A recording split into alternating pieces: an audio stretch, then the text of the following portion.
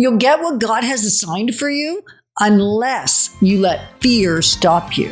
Moving forward with the Dekker team. Moving forward together with the Dekker team. We are honored to have not only come alongside you for over 35 years, helping you sell, buy, and invest in real estate over 3,117 times, but come alongside you to build your faith. And we're on a faith show. Build your fun, build your fitness, and build your finances. It's fascinating to me that fear actually can cost me what God has for me. Absolutely. And having faith in what he has for me will actually allow it to materialize. Yeah. And it's always been a little bit of you hear where somebody says, oh, God's calling me out, but he hasn't told me where I'm going yet.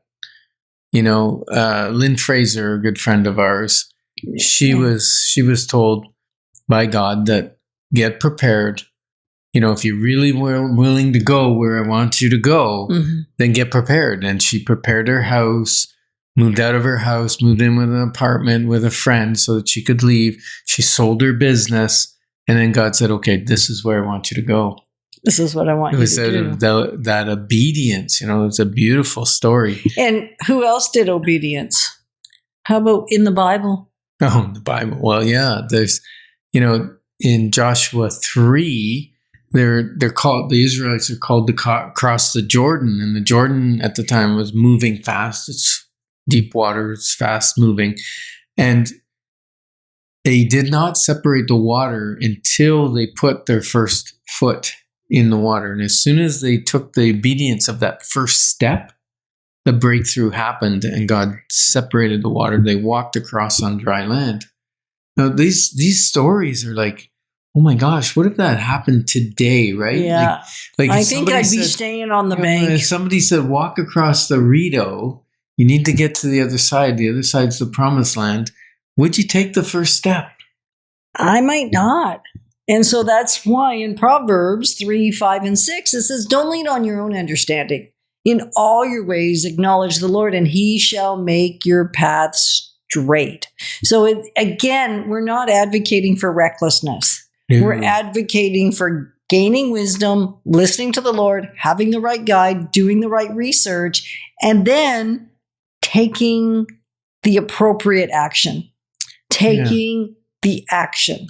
There's faith and there's trust, right? Remember we had the nice young couple, they were going to buy their first home, and they were devastated because we went and looked at a bunch of properties. They finally found the one. Yeah.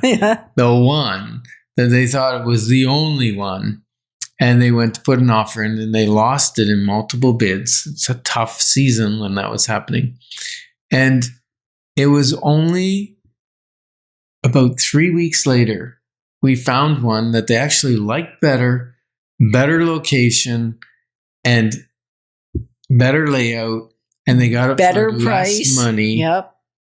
And they could have let fear and the frustration of losing out and the fear of believing that there could never be anything that would be as miraculous and wonderful and fantastic is the one that got away.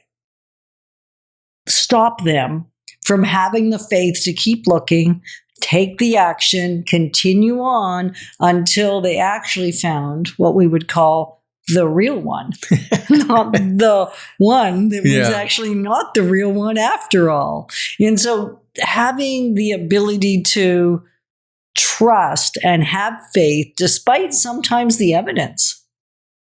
Yeah, and I think sometimes the result may not be exactly what we had thought it would be, but maybe there's a lesson in there, or maybe other circumstances, because people have free will, right?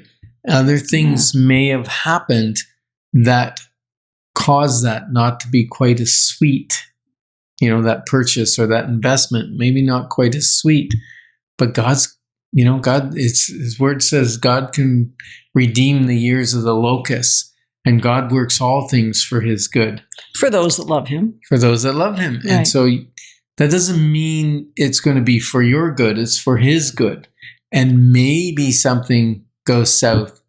But I just got to say, like, when you have faith, not reckless, but you have faith and you don't let fear stop you, there's so much in store for you. And whether it's real estate or relationship or, growth, taking a university degree, retooling yourself, reskilling yourself for a trade or something that God's put a passion in you. That's the kind of thing we're talking about. Take a step, research the course, figure out how you can pay for it, whether you can do it at nights. It's not reckless. Maybe you have a family to support, right? It's calculated risk, but it's not no risk.